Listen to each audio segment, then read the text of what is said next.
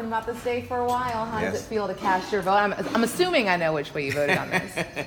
Yeah, I voted positively for it, and look, it feels good.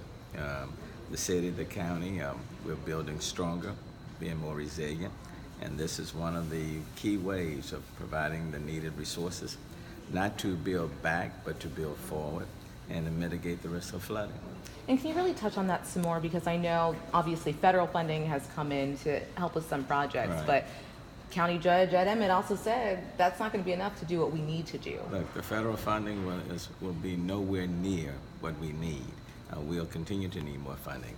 And then bear in mind, the major federal dollars have not arrived in Houston, Harris County. They're not coming until sometime in November or later. But when you combine this $2.5 billion project and what it can be used for, the fact that we can leverage to get even more federal dollars into the area, and when you combine it with what we're doing with Rebuild Houston, all of those resources put together, leveraging one on top of the other. Many more projects can be built. Detention basin, providing buyouts. When you put in all of the mitigation projects and homes still would flood, then that's when the buyout programs will kick in. But there are things that we need to do to mitigate the risk of flooding. I'll never say we'll eliminate it, but we certainly can take some significant dynamic steps, transformational measures to make people feel safer, to ease the anxiety so that when rain clouds appear, people are not getting overly nervous or anxious. So this is a step. It's not going to happen overnight, okay? But it does provide the needed resources to move us much further down the road to being a stronger, more resilient region. And that's why, I applaud the county for taking these bold steps.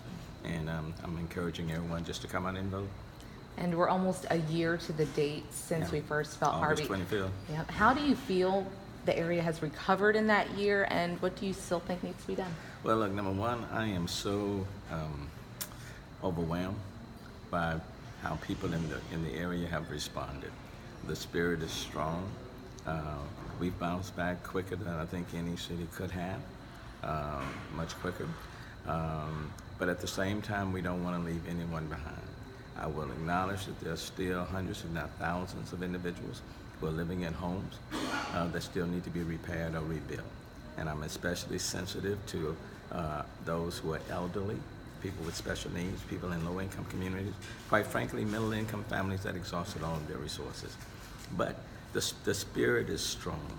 You don't hear a lot of people complaining or whining. This is a can-do city. After Hurricane Harvey, during and after, people came together. Neighbors helping neighbors, good Samaritans, faith-based community, businesses, corporations have stepped up.